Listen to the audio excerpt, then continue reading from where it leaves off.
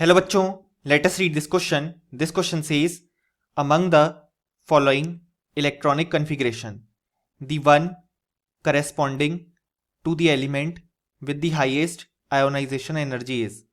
और हमारे ऑप्शंस हैं option A neon 3s2 3p1, option B argon 3d10 4s2 4p2, option C neon 3s2 3p2, option D neon 3s2 3p3. So हमें इस question में पूछा गया है कि जो हमारे पास इलेक्ट्रॉनिक कॉन्फ़िगरेशन गिवन है उनमें से कौन सा ऐसा इलेक्ट्रॉनिक कॉन्फ़िगरेशन है उस एलिमेंट का जिसकी जो आयोनाइजेशन एनर्जी होती है वो हाईएस्ट होगी इन चारों में से. सो इस क्वेश्चन को सॉल्व करने के लिए हमें जो की कॉन्सेप्ट रिक्वायर्ड है वो है concept of ionization energy.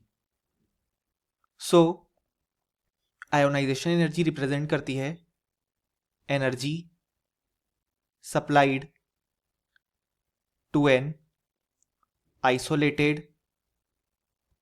gaseous atom so that it loses an electron. यानी कि बेसिकली एक आइसोलेटेड गैशियस एटम में से एक इलेक्ट्रॉन रिमूव करने के लिए हम जो एनर्जी सप्लाई करते हैं उसको हम बोलते हैं आयोनाइजेशन एनर्जी. अब अगर हम यहाँ पे आयोनाइजेशन एनर्जी का ट्रेंड देखें अलॉन्ग दी पीरियड, यानी कि जब हम मूव कर रहे हैं from left to right along the period. So जब हम अलॉन्ग दी पीरियड मूव करते हैं तो जो इफेक्टिव न्यूक्लियर चार्ज है वो इंक्रीज करता है, यानी कि बेसिकली जो जेड इफेक्टिव है वो इंक्रीज करता है. यानी कि हम बोल सकते हैं कि जो न्यूक्लियस का अट्रैक्शन है टूवर्ड्स आउटर मोस्ट इलेक्ट्रॉन वो भी हमारे पास यहाँ पे इंक्रीज करेगा. इस कारण से होता क्या है कि जो न्यूक्लियस है वो अब आउटर मोस्ट इलेक्ट्रॉन को और अच्छे से पकड़ के रखता है, यानी कि एटॉमिक साइज डिक्रीज होती है. इस कारण से अब उस आउटर मोस्ट इलेक्ट्रॉन को रिमूव करने के लिए हमें और ज़्यादा एनर्जी सप्लाई करनी पड़ेगी.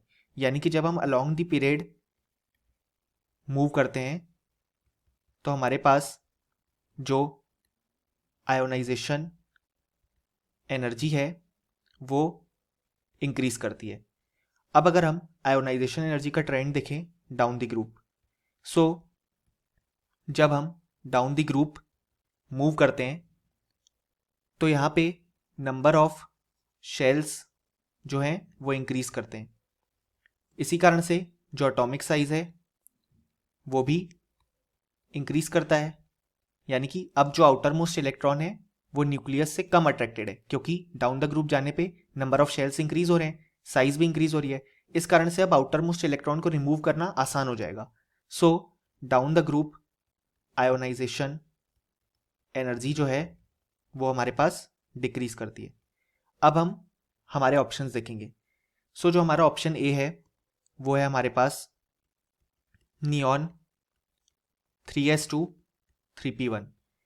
सो ये रिप्रेजेंट कर रहा है एल्यूमिनियम को, और हम जानते हैं एल्यूमिनियम ग्रुप 13 और पीरियड थर्ड का एलिमेंट है.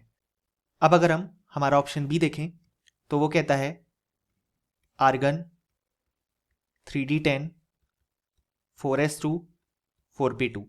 सो ये रिप्रेजेंट कर रहा है जर्मेनियम को, और जर्मेनियम बिलोंग करता है टू ग्रुप 14 और पीरियड फोर्थ. अब अगर हम हमारा ऑप्शन सी देखें तो वो कहता है नियॉन 3s2 3p2. सो ये रिप्रेजेंट कर रहा है सिलिकॉन को, और सिलिकॉन बिलोंग करता है टू ग्रुप 14 और पीरियड थर्ड. ऑप्शन डी हमें कहता है नियॉन 3s2 3p3. सो ये रिप्रेजेंट कर रहा है फॉस्फोरस को जो कि प्रेजेंट होता है ग्रुप 15 में और पीरियड थर्ड में.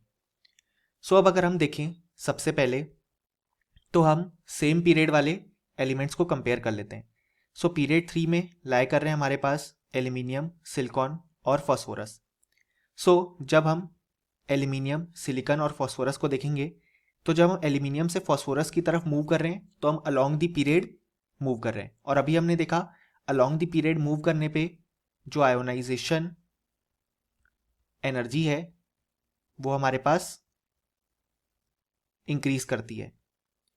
और अगर हम यहाँ पे फॉस्फोरस का ये वैलेंस शेल कन्फिग्रेशन ड्रॉ करें तो हम देख सकते हैं यहाँ पे आएगा 3s2 एंड देन यहाँ पे आएगा 3p3। सो अब हम देख सकते हैं कि यहाँ पे फॉस्फोरस के पास हाफ फिल्ड कॉन्फ़िगरेशन है। अब हम जानते हैं half filled configuration stable configuration होता है, इसी कारण से यहाँ पे फॉस्फोरस की जो आयोनाइजेशन एनर्जी होगी वो थोड़ी एक्स्ट्रा हाई भी होगी, क्योंकि अगर हम इसे एक इलेक्ट्रॉन लूज करवाएंगे इसका मतलब हम हाफ फिल्ड कॉन्फ़िगरेशन से इलेक्ट्रॉन रिमूव कर रहे हैं। सो फॉस्फोरस के लिए जो आयोनाइजेशन एनर्जी होगी वो और एक्स्ट्रा हाई होगी।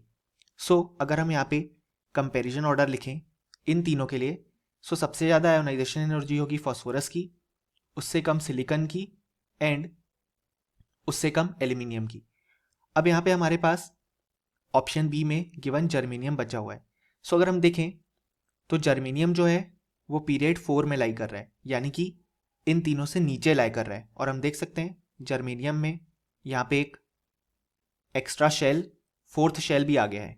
और जैसा कि हम जानते हैं कि जब नंबर ऑफ शेल्स इंक्रीज करते हैं तो जैसा कि हमने देखा जो आयोनाइजेशन एनर्जी है वो हमारे पास डिक्रीज करेगी, यानी कि ये तीनों पीरियड 3 में प्रेजेंट है और हमारे पास यहाँ पे जो जर्मेनियम है वो कुछ इस तरीके से हम देख सकते हैं कि यहाँ पे एल्यूमिनियम, सिलिकॉन और फॉस्फोरस पीरियड 3 में प्रेजेंट है और जर्मेनियम यहाँ पे सिलिकॉन के नीचे प्रेजेंट है।